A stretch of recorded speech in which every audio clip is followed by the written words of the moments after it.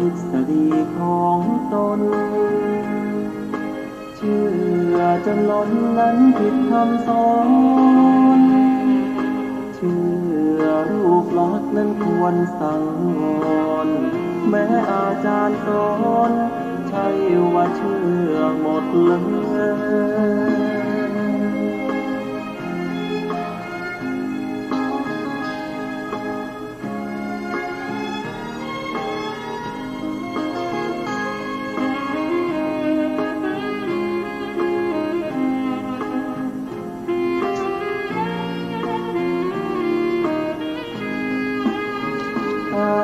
มาสูตรบทธรรมพระพุทธศา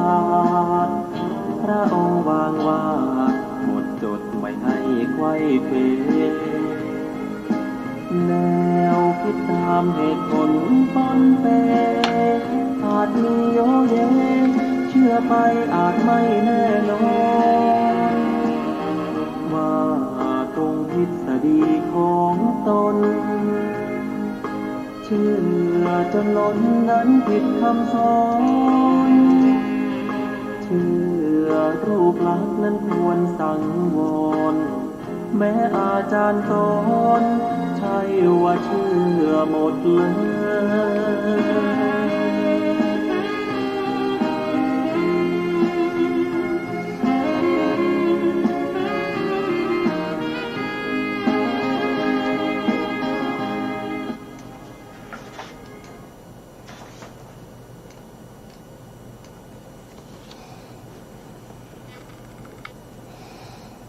พุทธังสรณังกัจฉามิธัมมังสรณังกัจฉามิสังฆังสรณังกัจฉามิ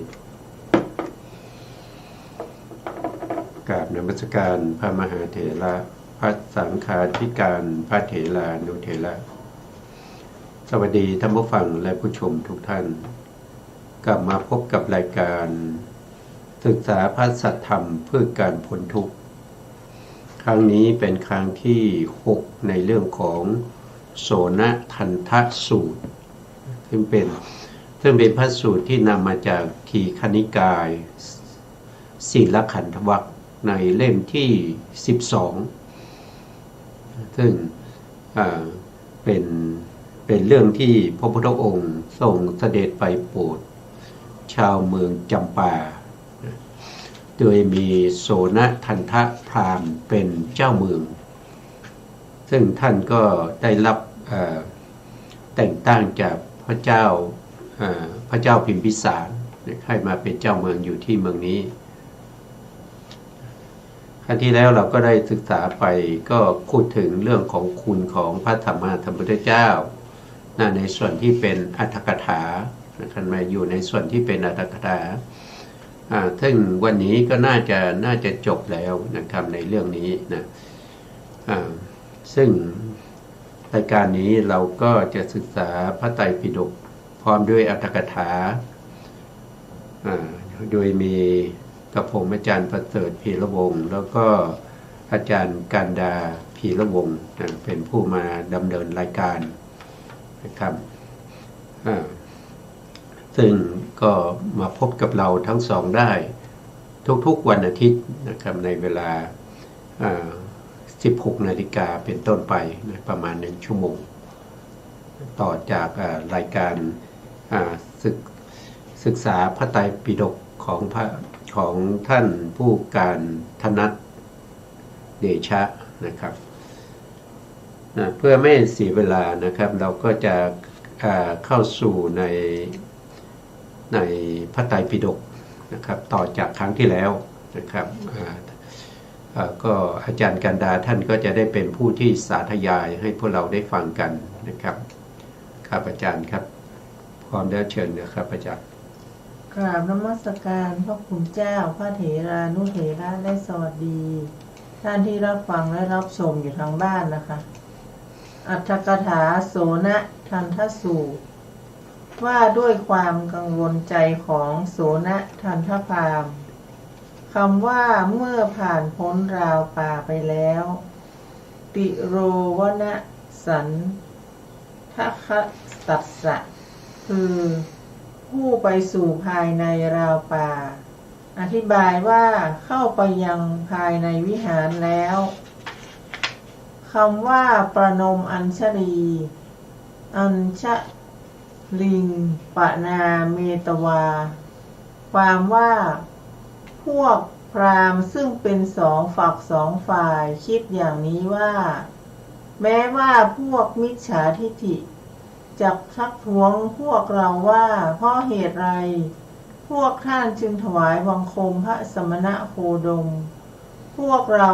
จะกล่าวแก่เขาว่าแม้ด้วยการกระทำเพียงอัญชลียังชื่อว่าไหว้ด้วยหรือ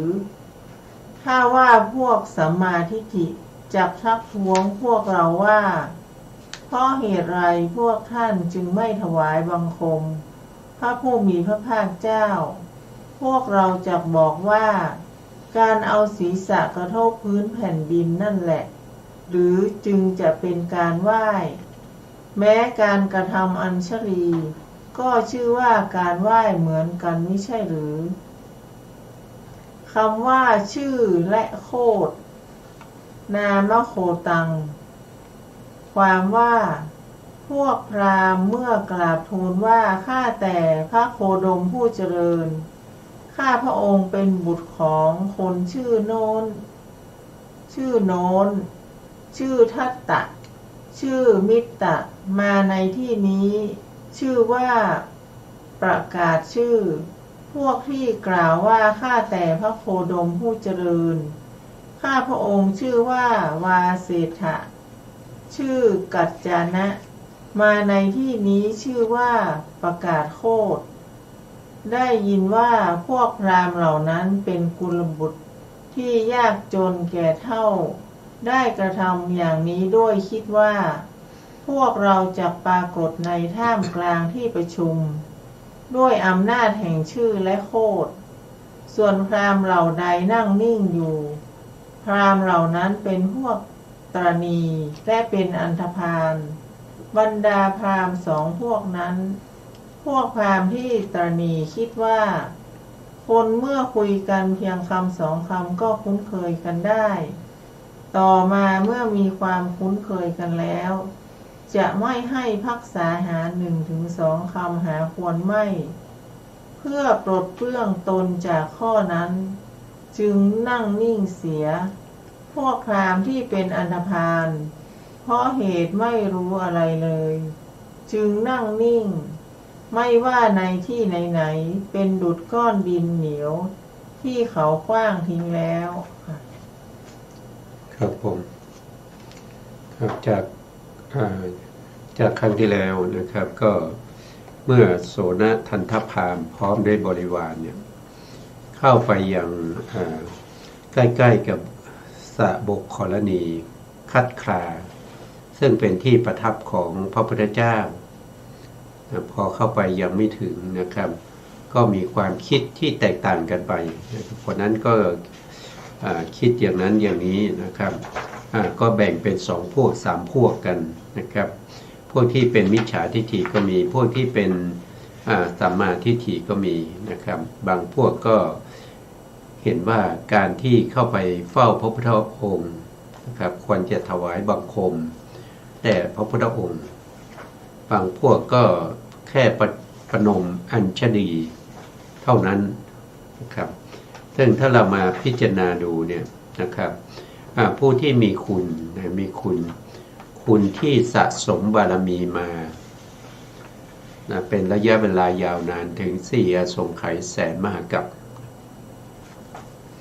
เป็นบุคคลที่เราควรจะทำความเคารพอย่างยิ่งนะครับถวายบังคมหรือว่าจะต้องบูชาพระพุทธองค์ด้วยใจด้วยวาจาแล้วก็ด้วยกายเป็นอย่างยิ่งนะครับในมงคลสูตรท่านก็ได้กล่าวไว้นะว่าควรจะบูชาบุคคลที่ควรบูชาอันนี้เป็นมงคลอันสูงสุดพระพุทธเจ้าเป็นผู้ที่ควรบูชาก็เพราะว่าท่านมีคุณงามความดีคุณงามความดีนี้เป็นสิ่งที่จะหาบุคคลอื่นมาเปรียบไม่ได้ ไม่มีใครในห้วงจักรวาลนี้ที่จะมีคุณเหมือนกับพระพุทธเจ้าไม่มีอีกแล้วนะครับจะสรรหาที่ไหนมาก็ไม่มีนะครับท่านบอกว่านอกจากพระพุทธเจ้าด้วยกันแล้วทีนี้พระพุทธเจ้าเนี่ยเขาไม่คือพระองค์ทั้งหลายก็จะไม่เกิดร่วมกันในยุคใดยุคหนึ่งสมัยใดสมัยหนึ่งจะมีพระพุทธเจ้า2 องค์ 3 องค์มันเป็นไปไม่ได้ถ้ากราบใดที่ยังมีพระธรรมคำสั่งสอนของพระพุทธเจ้าองค์ใดองค์หนึ่งอยู่องค์อื่นๆจะอุบัติไม่ได้นะครับอันนี้มันเป็นธรรมชาติเป็นกฎเลยนะครับอย่างเช่นปัจจุบันเนี่ยคำสั่งสอนของพระสัมมาสัมพุทธเจ้าโคตมะก็ยังมีอยู่เพราะฉะนั้นจะไม่มีพระพุทธเจ้าองค์ที่2นะครับที่เขาพูดกันนะที่เขาพูดกันล่ำลือกันอันนั้นเป็นพระพุทธเจ้าปลอมนะครับแม้กระทั่งคุณงามความดียังไม่มีนะครับบารมีก็ไม่ได้สร้างแต่ตั้งตัวเป็นพระพุทธเจ้าอันนั้นมันเป็นมิจฉาทิฏฐิเป็นของพวกมิจฉาทิฏฐิการคิดอย่างนั้นการทำอย่างนั้นบูชาอย่างนั้นเป็นอัปมงคลนะครับแล้วก็จะนำบุคคลเหล่านั้นนะคนชมคนเหล่านั้นกลุ่มคนเหล่านั้นนะครับมุ่งหน้าสู่อบายไม่ควรเพราะว่าพระพุทธเจ้าเนี่ยไม่ใช่จะเป็นได้ง่ายๆนะครับไม่ใช่จะเป็นได้ง่ายๆต้องสร้างบารมียาวนานอย่างน้อยก็4 อสงไขยแสนมหากัปแล้วในการสร้างบารมีก็ต้องสร้างติดต่อกันยาวสร้างติดต่อกันหยุดไม่ได้นะทุกภพทุกชาติก็ต้องสร้างอย่างนี้นะครับข้อที่1สร้างได้แสนยากข้อที่2ต้องทำติดต่อกันนะข้อที่3ต้องใช้เวลาที่ยาวนานนะครับอย่างน้อยก็4 อสงไขยแสนมหากัปอย่างกลางก็8 อสงไขยแสนมหากัปอย่างมากก็16 อสงไขยแสนมหากัปแล้วการกระทำเหล่านั้นทั้งหมดจะต้องทำด้วยความเคารพต้องทำด้วยความเคารพกว่าจะได้สภาวะของความเป็นพระพุทธเจ้าได้มาซึ่งวิชา3นะวิชา3ก็มีบุพเพนุสติบุพเพนิวาสานุสติญาณ2ก็คือจุตูปปาตญาณ3ก็คืออาสวะคยญาณทั้ง3ญาณนี้เรียกว่าวิชา3วิชา8นะวิชา8ก็มีวิชา3ก็มีนะครับวิชา8ก็จะมีวิปัสสนาญาณ1วิปัสสนาญาณ2มโนมยิทธิญาณ3อิทธิวิทยาน 4ทิพโสตญาณหูทิพย์5ก็คือเจโตปริยัติญาณก็คือรู้วาระจิตของผู้อื่น6ก็คือปุเพนิวาสานุสติญาณระลึกชาติได้7ก็คือทิพจักขุทิพจักขุก็คือตาทิพย์นะครับ8ก็คืออาสวะคยญาณสิ้นอาสวะหรือสิ้นอนุสัยกิเลสอันนี้ก็เป็นวิชา8นะมีวิชา8มีวิชา3นะพร้อมด้วยจรณะนะจรณะก็คือความประพฤตินะความประพฤติ15ประการด้วยกันนะก็ยกตัวอย่างเช่นเป็นผู้ที่มีศีลสัมปทานะก็คือมีศีลที่บริสุทธิ์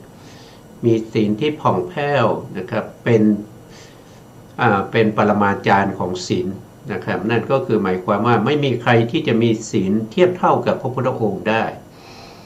นะอันที่2ก็คืออินทรีย์สังวรนะอินทรีย์สังวรก็คือสำรวมอินทรีย์ทั้ง6ทวารนะครับไม่ให้เกิดเวลาเห็นแล้วไม่เกิดโลภะกำหนัดด้วยความยินดีนะไม่เกิดโทสะนะขัดเคืองด้วยความไม่พอใจทั้งหลายไม่ให้มีความรุ่มหลงนั่นก็คือโมหะเห็นแล้วไม่เป็นอกุศลเห็นแล้วไม่เป็นบาปนะครับได้ยินเสียงแล้ว ก็ไม่เป็นบาปได้กลิ่นได้รสได้สัมผัสถูกต้องนึกคิดทั้งหมดไม่มีอกุศลไม่เป็นบาปนี่เรียกว่าเป็นอินทรีย์สังวรนะครับอินทรีย์สังวรแล้วก็มีโภชเนมตัญยุตารู้จักประมาณในการบริโภคในปัจจัยทั้งสี่ก็คือชาคิยานุโยคนะก็คือเป็นผู้ประกอบความตื่นนะครับตื่นจากอะไรก็คือตื่นจากอกุศลธรรมทั้งหลายห้าก็คือมีหิริหกก็คือมีโอตตัปปาเจ็ดก็คือมีวิริยะนะครับแล้วก็มีวิริยะคือความเพียรนะครับแล้วก็มีสติมีปัญญานะครับแล้วก็มีปฐมฌานทุติยฌานตติยฌานจตุตฌานจนไปถึงอรูปฌานทั้ง4อันนี้เรียกว่าเป็นจรณะ15อันนี้ก็เป็นสิ่งที่ได้มาด้วยความยากลำบากนะครับส่วนในเรื่องอื่นนะครับก็มีอีกมากมายนะครับกว่าจะได้เป็นพระพุทธเจ้าไม่ใช่ง่ายๆนะครับเพราะฉะนั้นผู้ที่ได้เข้าเฝ้าพระพุทธองค์จึงเป็นผู้ที่มีบุญผู้ที่ได้ไปกราบไปไหว้นะครับไปบูชาไปทำความเคารพต่อพระพุทธองค์เนี่ยจึงเป็นผู้ที่มีบุญ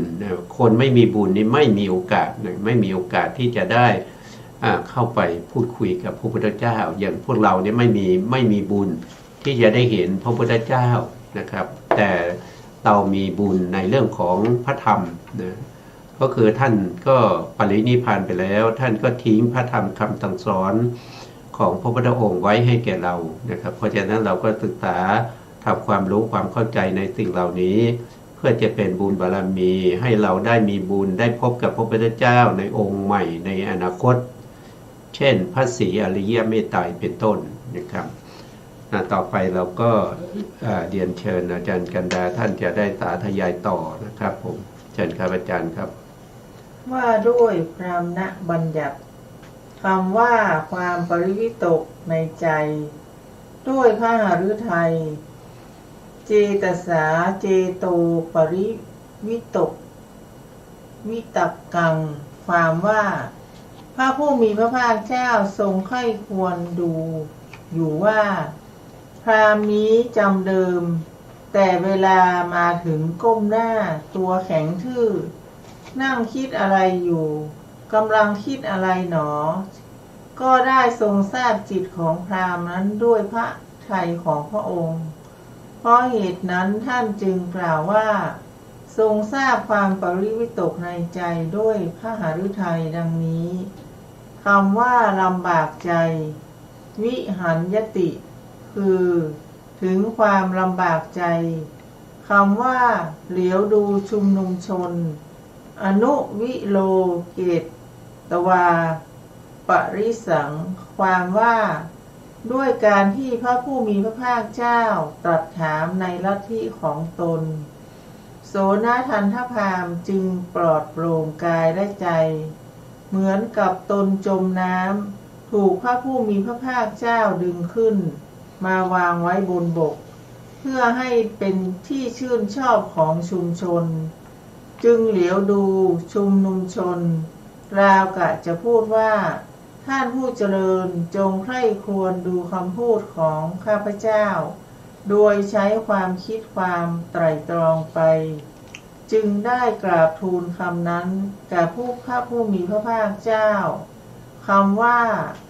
ผู้รับการบูชาปูชังปักคันหันตานังความว่าเป็นคนที่หนึ่งหรือที่สองในบรรดาพราหมณ์ที่รับการบูชาเพื่อประโยชน์แก่การบูชายันท่านโบราณอาจารย์กล่าวว่าผู้รับการบูชาอย่างใหญ่ที่เขาให้อยู่เพื่อบูชาพราหมณ์เฉลยปัญหาถูกต้องแท้ด้วยอำนาจลัทธิของตนด้วยประการฉนี้แต่พระผู้มีพระภาคเจ้าเมื่อจะทรงแสดงถึงพราหมณ์ผู้สูงสุดเป็นพิเศษจึงได้ตัดพระดำรัสเป็นต้นว่า บรรดาองค์ที่ห้าเหล่านี้อิเมสังปณะดังนี้คำว่าพวกพราหมณ์เหล่านั้นได้กล่าวว่าเอตทะโวจังความว่าพวกพราหมณ์คิดว่าถ้าพราหมณ์ผู้สมบูรณ์ด้วยชาติวรรณะและมนต์ไม่มีเมื่อเป็นเช่นนั้นใครเล่าจักเป็นพราหมณ์ในโลกโสนทันทพราหมณ์นี้ทำให้พวกเราฉิบหายเอาเถอะเราจะกล่าวคัดค้านวาทะของเขาจึงได้กล่าวคำนี้คำว่ากล่าวลบหลู่หรืออปะวาทะติคือกล่าวต่อต้านคำว่ากล่าวคล้อยตามอนุปักขันทติคือตามไปพวกพราหมณ์กล่าวคำนี้ด้วยมีประสงค์ว่าถ้าท่านใคร่จะถึงพระสมณโคดมเป็นที่พึ่งด้วยอำนาจแห่งความเลื่อมใสท่านจงไปเสียอย่ามาทำลายลัทธิของพราหมณ์เลยค่ะครับอันนี้ก็ท่านก็อธิบายเกี่ยวกับตอนที่โสนทันทพราหมณ์เนี่ยได้เข้าไปเฝ้าพระพุทธองค์นะครับโสนทันทพราหมณ์นี้ก็เป็นคนที่คิดมากนะครับคิดมากว่าเราพบพระพุทธเจ้าแล้วเราจะพูดคุยกับพระพุทธเจ้าในเรื่องไหนนะครับถ้าเราถามปัญหาแล้วถ้าพระพุทธเจ้าบอกว่าปัญหาข้อนี้ท่านไม่ควรจะถามอย่างนี้ที่แท้เราควรจะถามอย่างนี้ก็จะทำให้ตัวเองเนี่ยเสียชื่อเสียงทำให้ลาภสักการะทั้งหลายของตัวเองก็จะหดหายไปหรือว่าบางครั้งเนี่ยพระพุทธองค์ตรัสถามนะครับแล้วเราตอบไม่ได้พวกบริวารทั้งหลายก็จะหาว่าเราเนี่ยเป็นคนไม่มีปัญญาไม่สามารถที่จะโต้ตอบกับพระพุทธเจ้าได้เราจะทำยังไงนะครับจะถามยังไงนะก็นึกอยู่ในใจนะครับแล้วก็นึกว่าถ้ายังไงก็ขอให้พระพุทธองค์เนี่ยถามในเรื่องที่เรารู้ในเรื่องที่เราเข้าใจนะครับในเรื่องของคุณธรรมเรื่องของพราหมณ์อะไรพวกนี้ที่ตัวเองได้ศึกษาเล่าเรียนมาเพราะตัวเองเป็นพราหมณ์เมื่อเข้าไปเฝ้าพระพุทธเจ้านะครับพระพุทธเจ้าก็สังเกตดูพราหมณ์คนนี้นะเป็นหัวหน้าเป็นคณะหัวหน้าทำไมมานั่งตัวแข็งนะครับยังไม่พูดอะไรนะครับก็ตรวจสอบดูก็เห็นว่าเขากำลังวิตกกังวลในเรื่องของการที่จะสนทนากับพระพุทธเจ้าอันนี้พระพุทธเจ้าก็ใช้ญาณที่เรียกว่าเป็นสามารถรู้วาลจิตเจโตปริยัติญาณนะครับซึ่งเป็นวิชาที่5ที่เรากล่าวไปนะครับเป็นวิชาที่5พระพุทธองค์ก็ตรวจสอบสภาพจิตใจของโสนทันทพราหมณ์นะครับก็รู้แล้วก็เข้าใจนะพอรู้แล้วก็เข้าใจพระพุทธองค์ก็จะส่งเสริมนะครับก็จะถามเกี่ยวกับเรื่องขอ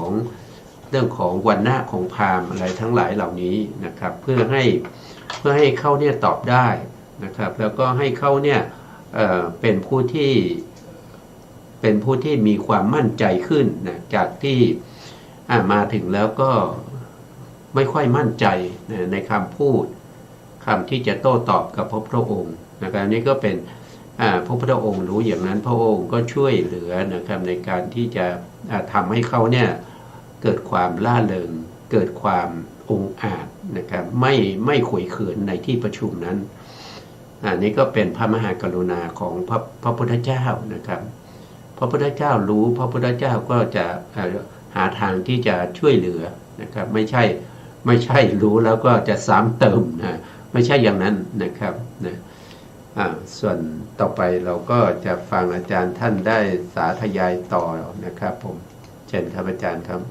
คำว่าได้ตรัสกับพราหมณ์เหล่านั้นว่าเอตทะโวจะความว่าพระผู้มีพระภาคเจ้าทรงดำริว่าเมื่อพวกพราหมณ์เหล่านี้ต่างวิวาทกันอยู่อย่างนี้คาถานี้จะไม่ถึงที่สุดได้เอาเถอะ เราจะทำให้พวกเขาเงียบเสียงแล้วพูดกับโสนทันทพราหมณ์เท่านั้นแล้วจึงได้ตรัสพระดำรัสนี้ว่าถ้าพวกท่านคิดอย่างนี้สะเจโขตุมหากังเป็นต้นคำว่าโดยเหตุชอบโดยชอบแก่เหตุสหธรรมเมนะคือเป็นไปด้วยเหตุคำว่ามีวรรณะเสมอสมะสะโมคือเสมอกันด้วยความเป็นผู้เหมือนกันยกเว้นความเป็นผู้เสมอกันโดยเอกเทศอธิบายว่าเมื่อเสมอกันโดยอาการทั้งปวงข้อว่าข้าพเจ้ารู้จักมารดาและบิดาของเธออะหะมัสสะมาตาปิตโรชานามิคือเขาจักไม่รู้จักมารดาและบิดาของน้องสาวได้อย่างไรเขากล่าวหมายถึงการแสดงลำดับสกุลต่างหากคำว่าพึงกล่าวเท็จบ้างมุสาปิพาเสยยะคือพึงกล่าวคำเท็จที่ตัดรอนประโยชน์คำว่าวันนะจักทำอะไรได้กิงวันโนกริสติคือเมื่อคุณความดีภายในไม่มีอยู่วันนะจักทำอะไรได้อธิบายว่าเขาจักสามารถรักษาความเป็นพราหมณ์ของเขาไว้ได้อย่างไรแม้ถ้าจะพึงมีอีกพราหมณ์ผู้ตั้งอยู่ในปกติศีลองค์อื่นๆก็ยังความเป็นพราหมณ์ให้สำเร็จได้เพราะศีลอย่างเดียวก็ทำให้เป็นพราหมณ์ได้อย่างนี้ก็ครั้นปกติศีลนั้นของเขาไม่มีความเป็นพราหมณ์ก็ไม่มีเพราะฉะนั้นองค์ทั้งหลายมีวรรณะเป็นต้นเป็นสิ่งงมงายก็พราหมณ์ทั้งหลายได้ยินคำนี้แล้วได้เป็นผู้นิ่งเสียด้วยคิดว่าอาจารย์กล่าวถูกต้องและพวกเรากล่าวโทษโดยหาเหตุไม่ได้ลำดับนั้นพระผู้มีพระภาคเจ้าเมื่อพราหมณ์กล่าวเฉลยปัญหาแล้วเพื่อจะทรงทดลองเขาว่าก็ในข้อนี้เขาจะสามารถเพื่อยืนยันหรือไม่สามารถจึงได้ตรัสพระดำรัสว่าพราหมณ์บรรดาองค์สองนี้อิเมสังปณะพรามณะเป็นต้นครับไม่ทราบว่าท่านผู้ฟังจำครั้งก่อนๆได้ไหมนะครับคำถามที่พระพุทธองค์ถามก็คือเรื่องของความเป็นพราหมณ์พวกที่เป็นพราหมณ์เนี่ยบัญญัติในเรื่องของพราหมณ์ไว้ว่าอย่างไรโสนทันทพราหมณ์ก็ตอบว่าท่านบัญญัติไว้5ข้อด้วยกันนะข้อที่1นะครับข้อที่1ก็คือพราหมณ์นี้จะต้องเป็นบุคคลที่มีอุพโตชาอุพโตสุชาตินะครับก็คือจะต้องบริสุทธิ์7 ชั่วคนด้วยกันนะจะต้องฝ่ายพ่อเนี่ย7 ชั่วคนเนี่ยจะต้องเป็นพราหมณ์มาทุกคนนะครับแล้วฝ่ายแม่ก็ต้อง7 ชั่วคนก็ต้องเป็นพราหมณ์มาทั้งหมดนะไม่มีใครที่จะเป็นตระกูลอื่นนะครับไม่ใช่จะเป็นพวกแพทย์พวกสูตรพวกจันทานอะไรพวกนี้จะต้องบริสุทธิ์มา7 ชั่วคนด้วยกันข้อที่1ข้อที่2ก็คือเป็นผู้ที่คงแก่เรียนนะครับเป็นผู้ที่ทรงจำมนต์ของพวกพราหมณ์ได้นะครับเช่นไตรเทพนะครับนิพันธะนะครับแล้วก็เกตุพะนะคัมภีร์อิติหาสะแล้วก็ที่สำคัญนั่นก็คือคัมภีร์ที่ดูลักษณะที่เรียกว่ามหาปุริลักษณะ32 ประการนะต้องจำได้นะครับต้องท่องมนต์สาธยายมนต์พวกนี้ให้ขึ้นใจนะครับอันนี้คือข้อที่2นะข้อที่3ก็คือจะต้องเป็นคนที่มีรูปงามนะมีผิวพรรณดีมีรูปงามนะครับไม่ใช่คนดำ นะครับดำเกินไปอย่างเงี้ยนะครับหรือว่าไม่ใช่คนที่ต่ำเกินไปอ้วนเกินไปอะไรพวกนี้นะครับต้องมีรูปงามน่าดูน่าเลื่อมใสอันนี้ข้อที่3นะพวกพราหมณ์ทั้งหลายท่านบัญญัติไว้นะข้อที่4ก็คือเรื่องของศีลนะครับพวกที่เป็นพราหมณ์ก็จะต้องมีศีลของพราหมณ์นะครับส่วนรายละเอียดศีลของพราหมณ์นั้นก็มีที่แตกต่างกันไปจากศีลของชาวพุทธเรานะครับแล้วข้อที่5ก็จะเป็นผู้ที่มีปัญญานะครับอันนี้คือข้อบัญญัติของพวกพราหมณ์นะใครเป็นพราหมณ์จะต้องมีคุณสมบัติ5ข้อนี้นะที่พระพุทธองค์ถามแล้วก็โสนทันทพราหมณ์เป็นผู้ตอบแล้วพระพุทธองค์ก็ถามต่อไปว่าถ้าสมมุติว่านะครับขาดข้อใดข้อหนึ่งนะครับเหลือแค่4ข้อเนี่ยควรจะตัดข้อไหนออกไปท่านก็บอกว่าควรจะตัดข้อที่ดูรูปร่างดีนะครับดูแล้วงามตาเป็นคนรูปหล่อมันไม่มีประโยชน์อะไรควรจะตัดออกไปนะครับก็ไม่ได้กระทบกระเทือนกับพราหมณ์นะแล้วพระพุทธองค์ถามต่อไปว่าแล้วจะตัดอีกข้อหนึ่งได้ไหมท่านก็บอกว่า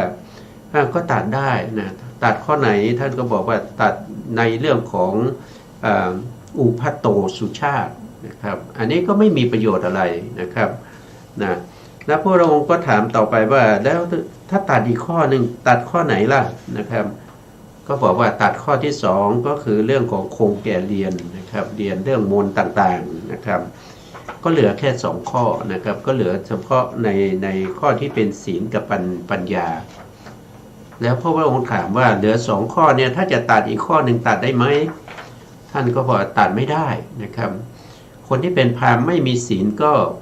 ไม่ใช่พราหมณ์แล้วนะครับคนที่ไม่มีปัญญาก็ไม่ถือว่าเป็นพราหมณ์นะครับพวกที่มาด้วยกันก็ไม่ค่อยพอใจนะครับไม่ค่อยพอใจว่าลบหลู่คำสอนของพราหมณ์นะครับไปตัดเอา3ข้อแรกทิ้งไปมันไม่ถูกนะครับนะก็ไม่พอใจนะไม่พอใจพระพุทธองค์ก็ว่าพวกท่านเนี่ยนะครับคิดว่ามีปัญญาที่จะโต้ตอบกับเราได้นะครับเพราะฉะนั้นก็ให้โสนทันทพราหมณ์เนี่ยเงียบนะให้พวกท่านตอบนะครับ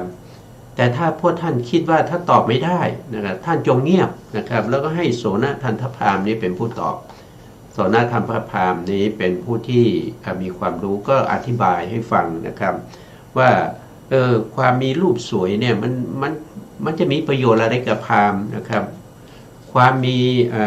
ความ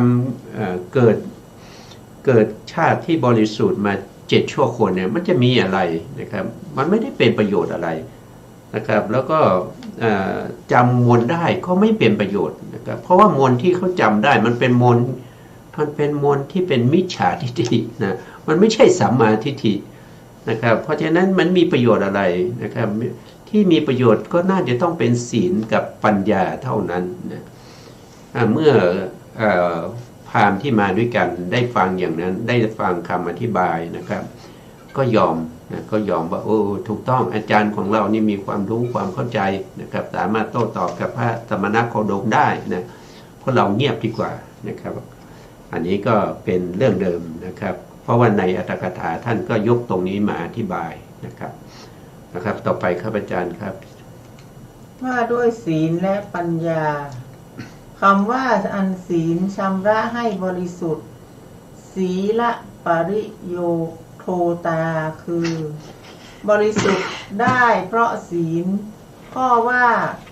ศีลมีในบุคคลใดปัญญาก็มีในบุคคลนั้นยัตถะสีลังตัตถะปัญญาคือศีลมีในบุคคลใดปัญญาก็มีในบุคคลนั้นในบุคคลผู้ทุศีลปัญญาจะมีแต่ที่ไหนหรือว่าในบุคคลที่เว้นจากปัญญาที่โง่เขลาที่ทั้งหนวกและใบ้ศีลจะมีแต่ที่ไหนคำว่าศีลกับปัญญาศีละปัญญานังคือศีลด้วยปัญญาด้วยชื่อว่าศีลและปัญญาคำว่า ปัญญานังคือปัญญานั่นเอง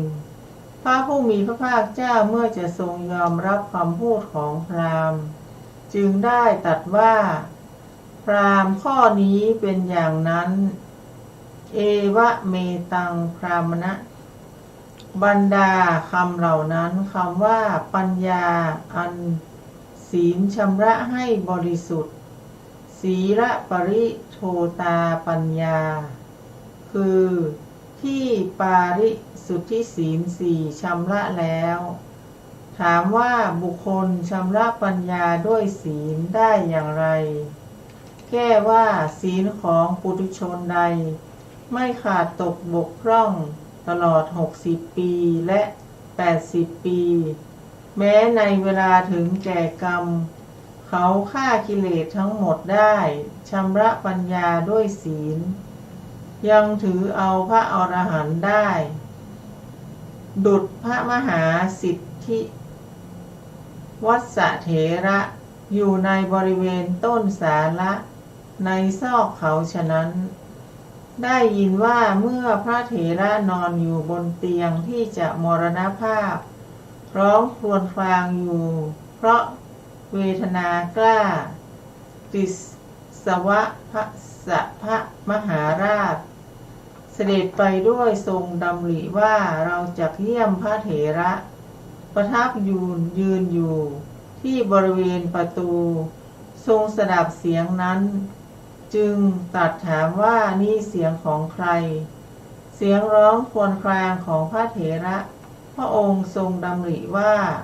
พระเถระมีพรรษาตั้ง60โดยการบรรพชามิได้กระทำแม้เพียงการกำหนดรู้เวทนาบัดนี้เราจักไม่ไหว้ท่านละแล้วเสด็จกลับไปนมัสการต้นมหาโพธิ์ลำดับนั้นภิกษุหนุ่มผู้อุปถากจึงพูดกับพระเถระว่าข้าแต่ท่านผู้เจริญทำไมท่านจึงทำให้พวกผมได้รับความอับอายพระราชาทั้งที่ทรงมีศรัทธายังทรงเสียพระทัยเสด็จไปเสียด้วยทรงดำริว่าเราจักไม่ไหว้พระเถระกล่าวว่าเพราะเหตุไรผู้มีอายุภิกษุหนุ่มผู้อุปถากกล่าวตอบว่าเพราะทรงสดับเสียงร้องครวญครางของท่านพระเถระกล่าวว่าถ้ากระนั้นพวกเธอจงให้โอกาสเราแล้วข่มเวทนาเสียได้บรรลุพระอรหันต์จึงนัดหมายภิกษุหนุ่มว่าผู้มีอายุท่านจงไปบัดนี้ท่านจงไปทูลพระราชาให้มาไหว้เราได้ภิกษุหนุ่มไปแล้วผู้ทูลว่าในว่าบัดนี้ขอพระองค์จงทรงไหว้พระเถระเถิดพระราชาเมื่อจะทรงไหว้พระเถระด้วยการทอดพระองค์ลงดุจจระเข้จึงตรัสว่าข้าพเจ้ามิได้ไหว้ความที่พระผู้เป็นเจ้าเป็นพระอรหันต์แต่ไหว้ท่านผู้ดำรงอยู่ในภูมิแห่งปุถุชนแต่รักษาศีลต่างหากบุคคลชื่อว่าชำระปัญญาด้วยศีลด้วยประการฉนี้ก็ในภายในของผู้ใดการสำรวมศีลไม่มีแต่เพราะเหตุที่ตนเป็นผู้รู้ในฉับพลันในที่สุดแห่งคาถาประกอบด้วย4 บทเขาผู้นั้นชำระศีลด้วยปัญญาแล้วบรรลุอรหันต์พร้อมด้วยปฏิสัมภิทาผู้ที่ชื่อว่าชำระศีลด้วยปัญญาเหมือนสันตติมหาอมาตย์ค่ะครับผมก็มีเรื่องเล่าในเรื่องของศีลและก็ปัญญานะครับก็มีอาจารย์ท่านได้สาธยายได้อ่านไปให้พวกเราฟังแล้วก็น่าจะเข้าใจว่าพระเถระเนี่ยท่านบวชมาถึง60 ปีนะแสดงว่าตอนนี้ท่านอายุ 80นะครับเพราะว่าตอนที่บวชเป็นพระเนี่ยก็ต้องมีอายุไม่น้อยกว่า20 ปีนะครับมาถึงตอนนี้ก็ อายุถึง80 ปีแล้วท่านก็ป่วยนะครับแล้วก็ทุกข์ทรมานนะครับเพราะฉะนั้นท่านก็ร้องเสียงมีเสียงครวญครางเพราะว่าท่านมีทุกขเวทนาแรงกล้านะครับพระราชาวันนั้นพระราชาก็เสด็จมานะครับก็เสด็จมาหมายที่จะเข้าไปกับพระเถระเพราะพระเถระเนี่ยเป็นผู้ที่อยู่ป่ามานานนะครับแล้วก็พระเถระก็มีชื่อเสียงนะครับท่านก็มากับพระเถระแต่พอมาถึงที่ประตูก็ได้ยินเสียงครวญครางของพระเถระพระราชาก็หมดศรัทธานะครับหมดศรัทธาแล้วก็ไปกราบไหว้ต้นโพนะครับแล้วก็กราบไหว้สถานที่ท่านนับถือแล้วก็กลับไปนะ เมื่อเป็นอย่างนั้นนะครับพระภิกษุหนุ่มเนี่ยผู้ที่เป็นอุปถากเนี่ยก็เข้าไปหาอาจารย์นะครับแล้วก็บอกอาจารย์ว่าทำไมอาจารย์ร้องเสียงครวญครางนะครับเพราะว่าพระราชามานะครับแล้วก็จะมากราบท่านแต่ตอนนี้ท่านไปแล้วท่านไม่ศรัทธาแล้วนะครับเพราะว่าท่านบอกว่าพระภิกษุที่บวชมาตั้ง60 ปีก็ยังทนทุกข์ทรมานเกี่ยวกับเวทนาที่แรงกล้าแค่นี้ไม่ได้นะท่านก็หมดศรัทธาท่านไปแล้วนะเพราะฉะนั้นพระอาจารย์ก็บอกว่าถ้าอย่างนั้นจงให้โอกาสเรานะครับเราก็เลยอดกั้นเวทนาพิจารณาเวทนาเป็นเวทนานุปัสสนาสติปัฏฐานกำหนดรู้เวทนาที่แรงกล้าเหล่านั้นนะครับจนในที่สุดท่านก็ได้วิปัสสนาญาณแล้วก็เป็นบาตรให้ถึงมรรคผลนะครับได้เป็นพระอรหันต์พอเป็นพระอรหันต์แล้วเนี่ยท่านก็บอกลูกศิษย์ว่าไปบอกพระราชาว่าตอนนี้เป็นพระอรหันต์แล้วเป็นพระอรหันต์แล้วถ้าพระราชาอยากจะมากราบมาไหว้เราก็มาได้นะเมื่อพระราชามานะครับพระราชามาถึงแล้วมากราบไหว้พระอาจารย์นะครับทำปฏิสัทธานแล้วก็กราบไหว้นะครับแล้วพระราชาก็บอกว่านะครับการที่เรามาไหว้เนี่ยนะครับเราไม่ได้มาไหว้อาจารย์นะแต่เรามาไหว้ศีลนะเรามาไหว้ศีลและปัญญานะครับศีลและปัญญาของท่านที่ทำให้บรรลุเป็นพระอรหันต์นะครับศีลและปัญญานั้นนะเป็นสิ่งที่ทำให้บรรลุได้ถึงพระอรหันต์นะครับถ้าคนไม่มีศีลนี่เป็นบาตรนะเป็นบาตรที่รองรับวิปัสสนารองรับสมถะและวิปัสสนาตลอดไปจนถึงอริยมรรคนะพระราชาท่านก็เป็นผู้ที่รู้และก็เข้าใจนะท่านก็บอกว่าท่านมากราบไหว้ศีลและปัญญาก็เหมือนกับเรื่องของสันตติมหามาตย์สันตติมหามาตย์เนี่ยเป็นผู้ที่เป็นอามาตย์ของพระเจ้า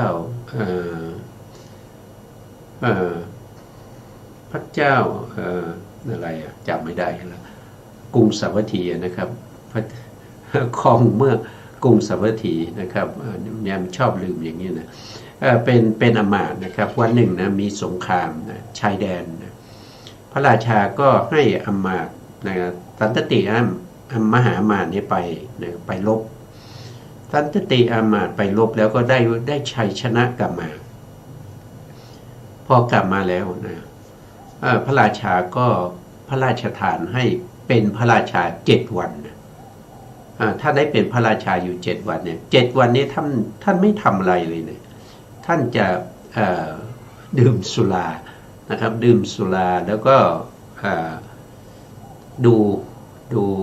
ผู้หญิงนะครับมาร้องรำทำเพลงอยู่ทั้ง7 วันอยู่ทั้ง7 วันนะครับอยู่มาวันหนึ่งนะอยู่มาวันหนึ่งแล้วก็ผู้หญิงที่ท่านชอบนะครับที่ท่านชอบเนี่ยมาลำให้ดูนะครับผู้หญิงนั้นก็ชอบอามาตย์เหมือนกันนะครับก็เลยมีอาหารน้อยก็คือไม่อยากให้ตัวเนี่ยอ้วนนะครับก็เลยทานอาหารน้อยแล้วก็ วันที่มาแสดงนะมาแสดงแล้วก็ตายลงในเวทีการแสดงนั้นนะเมื่ออามาตย์เห็นนะอามาตย์เนี่ยกำลังเมาอยู่เห็นอย่างนั้นสั่งเมาเลยนะครับสั่งเมาตกใจนะครับคนที่ตัวเองชอบแล้วก็ตายไปเนี่ยก็เลยคิดว่าโอ้ใครล่ะที่จะช่วยเราได้นะที่จะดับทุกข์โทมนัสของเราได้นะไม่มีใครที่จะช่วยเราได้นึกถึงพระพุทธเจ้านะนึกถึงพระพุทธเจ้าก็ให้ทหารทั้งหลายเตรียมรถเต็นยานะเพราะตอนนั้นตัวเองเป็นพระราชานะเสด็จไปที่วัดเชตวันนะเมื่อเข้าไปหาพระพุทธเจ้านะครับพระพุทธเจ้าก็แสดงธรรมให้ฟังนะตอนนั้นท่านสั่งเมาแล้วตั้งแต่ตอนที่ท่านเห็นคนรักเนี่ยตายไปต่อหน้าต่อตานะพระองค์ก็แสดงธรรมให้ฟังนะครับพอแสดงธรรมให้ฟังเนี่ยด้วยบุญบารมีเก่าที่ท่านมีอยู่นะครับตั้งแต่พระพุทธเจ้าองค์ก่อนๆที่ท่านสะสมบารมีมาเมื่อฟังคำจากพระพุทธเจ้าแล้วท่านก็ได้เป็นพระอรหันต์นะท่านก็สำเร็จเป็นพระอรหันต์นะเพราะฉะนั้นถึงแม้ว่าเราจะเห็นว่ามหามาตย์เนี่ยนะสันตติมหามาตย์เนี่ยเป็นบุคคลที่เมาสุราอยู่นะแต่ได้ฟังธรรมแล้วก็บรรลุธรรมเนี่ยเป็นไปได้ยังไงเราก็คิดนะแต่มันเป็นไปได้นะครับในขณะที่เขาได้นะเขาได้เป็นพระอรหันต์นะตอนนั้นศีลเขาบริสุทธิ์นะเพราะว่าเขาสั่งเมาแล้วก็ศีลบริสุทธิ์แล้วก็คนที่แสดงธรรมคือพระพุทธเจ้านะรู้อัธยาศัยรู้วิธีการนะครับความถึงพร้อมของอามาตย์เกิดขึ้นแล้วนะก็แสดงธรรมให้เขาฟังนะความทุกข์ทั้งหลายที่เขามีอยู่ก็ดับไปสูญสิ้นไปนะครับนะนี่ก็เป็นเรื่องของมหามาตย์นะครับต่อไปเราก็จะฟังอาจารย์กันดาท่านสาธยายต่อนะครับเชิญครับอาจารย์ครับเพราะเหตุไรพระผู้มีพระภาคเจ้าจึงตรัสว่าพราหมณ์ก็ศีลนั้นเป็นไฉนกตมังปณตังพรามณะได้ยินว่าพระผู้มีพระภาคเจ้าทรงดำริว่าพราหมณ์ทั้งหลายย่อมบัญญัติศีลห้าว่าเป็นศีลย่อมบัญญัติความรอบรู้ในไตรเพศว่าเป็นปัญญาในลัทธิของพราหมณ์ไม่รู้สิ่งที่วิเศษเหนือขึ้นไปถ้ากระไรเราพึงแสดงมรรคศีลผลศีลมรรคปัญญาและผลปัญญาที่เป็นของวิเศษยิ่งแก่พราหมณ์พึงให้เทศนาจบลงด้วยยอดคืออรหัตลำดับนั้นพระองค์เมื่อจะตรัสถามพราหมณ์ด้วยกะเทตะกามยะตาปุจฉาหรือถามโดยมีพระประสงค์จะทรงตอบเองจึงตรัสว่าพราหมณ์ศีลนั้นเป็นไฉนปัญญานั้นเป็นไฉนกตมังปณตังพรามณสีลังกตมาสาปัญญาลำดับนั้นพราหมณ์คิดว่าปัญหาเราเฉลยแล้วด้วยสามารถแห่งลัทธิของตนแต่พระสมณโคดมกลับย้อนถามเราอีกบัดนี้เราจะพึงสามารถเฉลยปัญหาทำให้พระทัยของพระองค์ยินดีหรือไม่สามารถถ้าเราจักไม่สามารถความละอายของเราแม้ที่เกิดในครั้งแรกจักหมดไปแต่โทษในการกล่าวว่าข้าพเจ้าไม่สามารถไม่มีแก่เราผู้ไม่สามารถอยู่จึงเปลี่ยนใจทำให้เป็นภาระแก่พระผู้มีพระภาคเจ้าองค์เดียวจึงกราบทูลคำเป็นต้นว่าพวกข้าพระองค์มีความรู้ในเรื่องนี้เพียงเท่านี้เอตกะปรมาจะมะยังบรรดาคำเหล่านั้นคำว่ามีความรู้ในเรื่องนี้เพียงเท่านี้เอตกะปรมาคือศีลและปัญญาเพียงแค่นี้ได้แก่ศีลและปัญญาของข้าพระองค์ทั้งหลายมีเท่านี้เป็นอย่างยิ่งความว่าพวกข้าพระองค์เหล่านั้นมีศีลและปัญญา พียงแค่นี้เป็นอย่างยิ่งคือไม่ทราบเนื้อความแห่งพระดำรัสที่ตรัสนั้นยิ่งขึ้นไปกว่านั้นลำดับนั้นพระผู้มีพระภาคเจ้าเมื่อจะทรงแสดงศีลและปัญญาจำเดิมแต่การอุบัติของพระตถาคตผู้ทรงเป็นรากเหง้าของศีลและปัญญาแก่เขาจึงตรัสพระดำรัสว่าพราหมณ์ตถาคตอุบัติขึ้นในโลกนี้อิทธพราหมณ์ตถาคโตเป็นต้นใจความแห่งคำนั้นพึงทราบตามในที่ท่านกล่าวไว้แล้วในสามัญญผลสูตรนั้นแลแต่ข้อแตกต่างมีดังต่อไปนี้ในพระสูตรศีลแม้ทั้ง3อย่างนั้นพระผู้มีพระภาคเจ้าทรงชี้ชัดว่าเป็นศีลโดยตรงอย่างนี้ว่าแม้ข้อนี้ก็จัดอยู่ในศีลของเธอฌาน4มีปฐมฌานเป็นต้นโดยความหมายจัดเป็นปัญญาสัมปทาพระผู้มีพระภาคเจ้ามิได้ทรงชี้ชัดด้วยอำนาจแห่งปัญญาทรงแสดงโดยเพียงเป็นบรรทัดฐานแห่งปัญญามีวิปัสสนาเป็นต้นทรงชี้ชัดถึงปัญญาจำเดิมแต่วิปัสสนาปัญญาด้วยประการฉะนี้ครับอันนี้ก็เป็นปัญญานะครับเรื่องของปัญญาที่พระพุทธองค์ทรงถามยิ่งขึ้นไปนะครับท่านก็ตอบไม่ได้ท่านก็บอกว่าอันนี้ก็ในศาสนาพราหมณ์เนี่ยเขารู้แค่นี้นะไม่รู้มากกว่านี้นะพระพุทธองค์ก็แสดงในเรื่องของมรรคผลนิพพานนะครับเรื่องของฌาน4นะฌาน4ก็มีปฐมฌานทุติยฌานตติยฌานจตุทัชฌานเนี่ยรวมไปถึงอรูปฌานทั้ง4ด้วยนะครับนั่นก็คือเป็นเรื่องของปัญญานะเป็นเรื่องของปัญญาเพราะว่า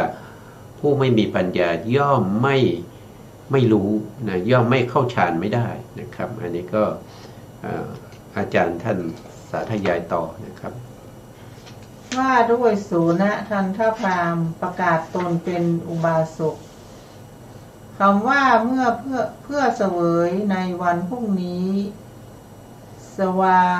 ตนายะพึงทราบใจความ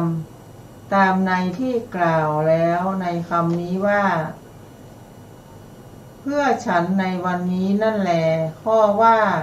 ชุมนุมชนนั้นพึงดูหมิ่นข้าพระองค์ด้วยเหตุนั้นได้เตนะมังสาปริสาปริภะเวยะความว่าชุมนุมชนนั้นพึงดูหมิ่นข้าพระองค์เพราะเหตุที่เห็นพระองค์แต่ไกลแล้วลุกจากอาสนะนั้นว่าโสนทันทพราหมณ์นี้เป็นคนแก่ตั้งอยู่ในปัจฉิมวัยแต่พระโคดมยังหนุ่มเป็นเด็กแม้เป็นหลานของเขาก็ยังไม่ได้เขายังลุกจากอาสนะของตนให้แก่พระโคดมผู้ยังไม่ถึงแม้ความเป็นหลานของตนข้อว่าแทนการลุกจากอาสนาเมตังพระวังโคตโมปัจจัตฐานังความว่าโสนทันทพราหมณ์กราบทูลว่าขึ้นชื่อว่าการไม่ลุกเพราะไม่เคารพของข้าพระองค์ไม่มีแต่ข้าพระองค์จักไม่ลุกเพราะกลัวโภคทรัพย์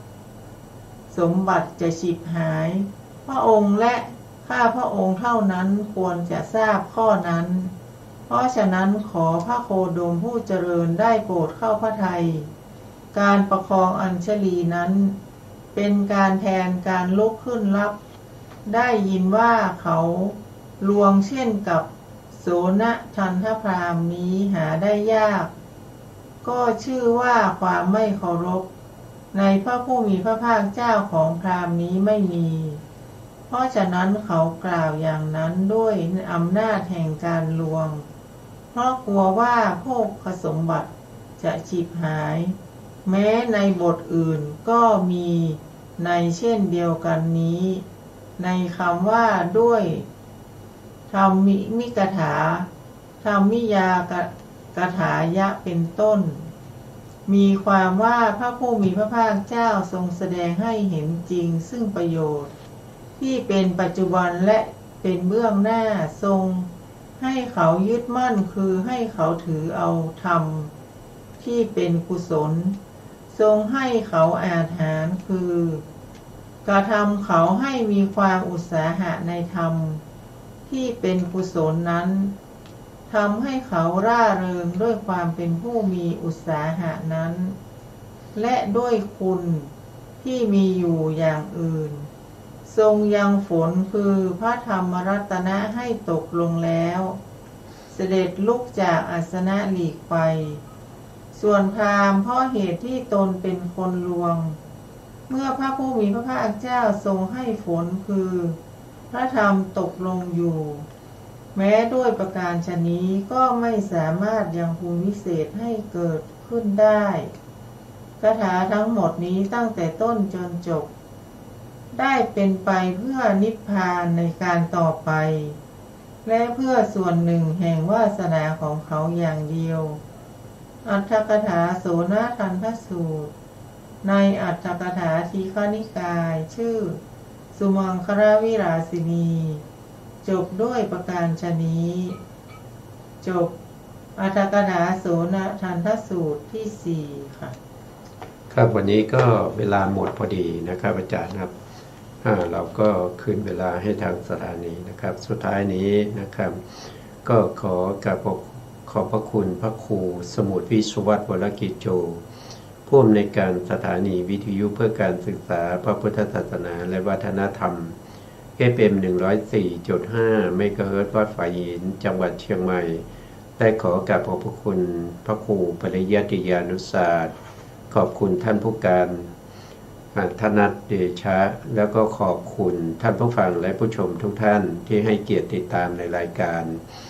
ศึกษาพระสัทธรรมเพื่อการพ้นทุกข์พบกันใหม่ในครั้งต่อไปครับวันนี้ลาไปก่อนครับสวัสดีครับสวัสดีค่ะ